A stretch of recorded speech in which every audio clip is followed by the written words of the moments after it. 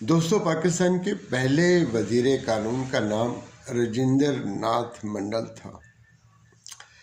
پاکستان میں وزارت مذہبی امور 1974 میں قائم ہوئی اور 1947 میں جب پاکستان بن رہا تھا تو 3 مذہبی بڑی جماعتوں نے پاکستان بننے کی مخالفت کی۔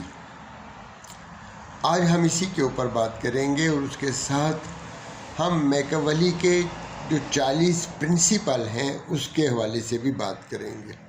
سب سے پہلے ہم رجندر ناتھ منڈل کی بات کرتے ہیں جو پاکستان کا پہلا وزیر قانون تھا، اور آپ کو یہ بتاتے ہیں کہ اسے وزیر قانون کیوں بنایا گیا، اور پاکستان کے جو تصورات ہیں، پاکستان کے بارے میں جو مسکنسیپشن ہے کہ اس کا مطلب یہ ہے کہ یہ ایک اسلامی ریاست قائد اعظم بنانا چاہتے تھے، اس حوالے سے بھی بات کریں گے۔ پاکستان جب بنا اور ہندوستان بنا تو ہندوستان نے اپنا پہلا وزیر قانون جو تھا وہ ڈاکٹر BR امبیڈکر کو بنایا، جو کہ شودر تھا، اور قائد اعظم نے بھی کہا کہ ہم جو اپنا پہلا وزیر قانون بنائیں گے وہ بھی شودر ہوگا۔ اور رجندر ناتھ منڈل بہت پڑھا لکھا آدمی تھا، بلکہ پاکستان جب بنا تو جو پہلی ایک پارلیمانی کمیٹی بنائی گئی اس کا سربراہ بھی جوگندر ناتھ منڈل کو ہی بنایا گیا، مگر یہ پاکستان کی بدقسمتی ہے کہ یہاں کے جاگیرداروں نے، یہاں کے انگریزوں کے پٹھوں نے اس کو چلنے نہیں دیا اور اسے آئین نہیں بنانے دیا گیا۔ اگر جوگندر ناتھ منڈل پاکستان کا آئین بناتے تو وہ یقیناً بہت خوبصورت اور بڑا سیکولر آئین ہونا تھا۔ دوسری میں بات کر رہا تھا کہ 1974 میں وزارت مذہبی امور کو بنایا گیا، اور اس کا جو پہلا وزیر تھا اس کا نام تھا کوثر نیازی۔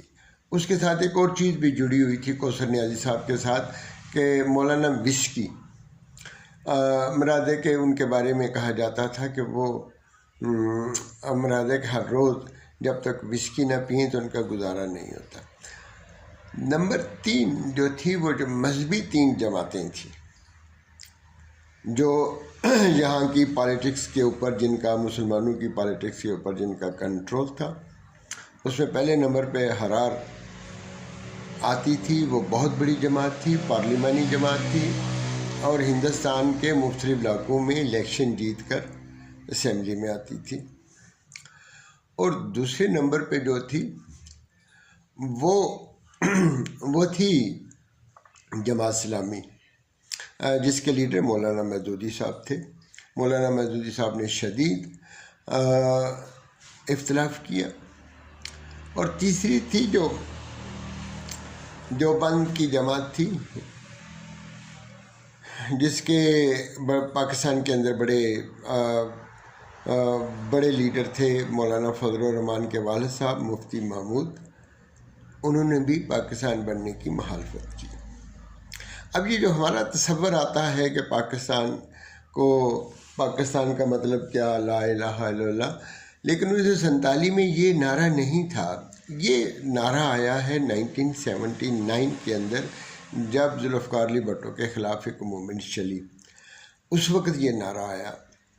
اب آپ دیکھیں کہ جماعت اسلامی نے پاکستان بننے کی مخالفت کی، تو اب جس بھی جماعت اسلامی کے جلسے میں جائیں تو وہ کہتے ہیں کہ تیرا میرا رشتہ ہے کیا، پاکستان کا مطلب کیا، حالانکہ وہ یہ نہیں کہتے کہ ہمارے لیڈر مولانا مودودی صاحب نے پاکستان بننے کی مخالفت کی تھی، بلکہ کیونکہ وہ یہ بات اگر کہیں تو ان کی یہاں پہ پالیٹکس نہیں چلتی۔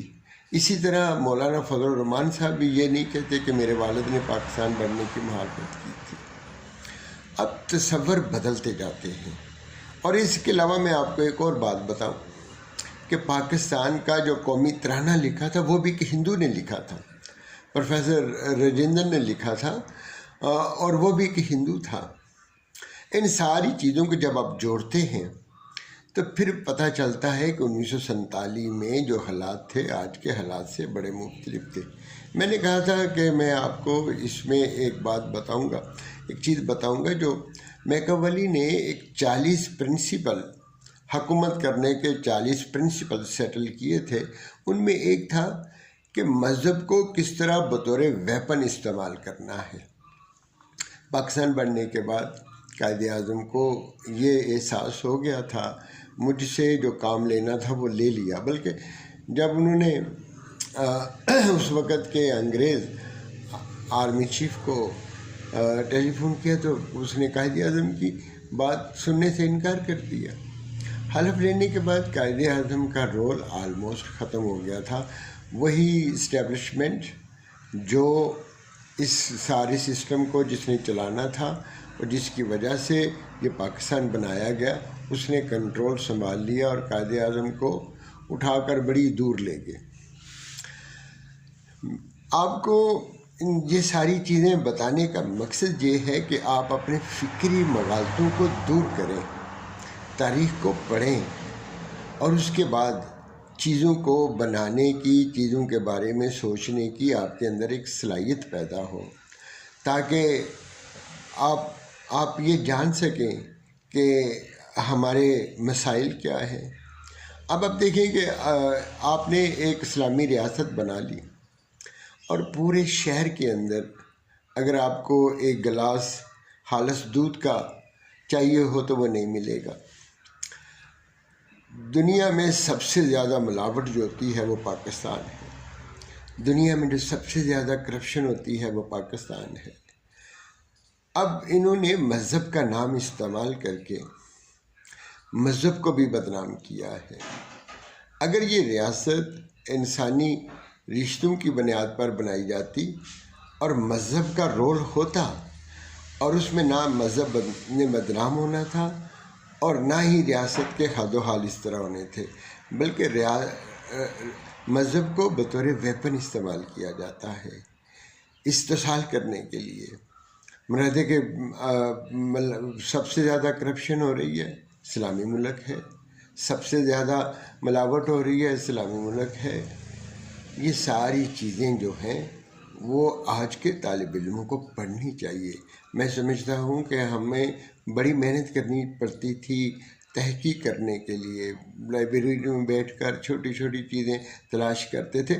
آپ کے لیے تو بڑا آسان ہو گیا ہے، آپ ایک چھوٹا سا بٹن دبائیں، پوری ہسٹری آپ کے سامنے آ جاتی ہے، پورے حالات آپ کے سامنے آ جاتے ہیں، ساری چیزیں آپ کے سامنے آ جاتی ہیں۔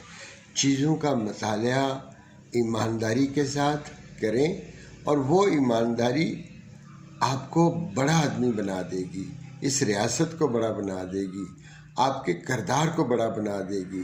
جب آپ جھوٹی تاریخ پڑھیں گے، جھوٹی سیاست کریں گے، جھوٹی چیزوں پہ یقین کریں گے تو آپ خود چھوٹے ہوتے جائیں گے۔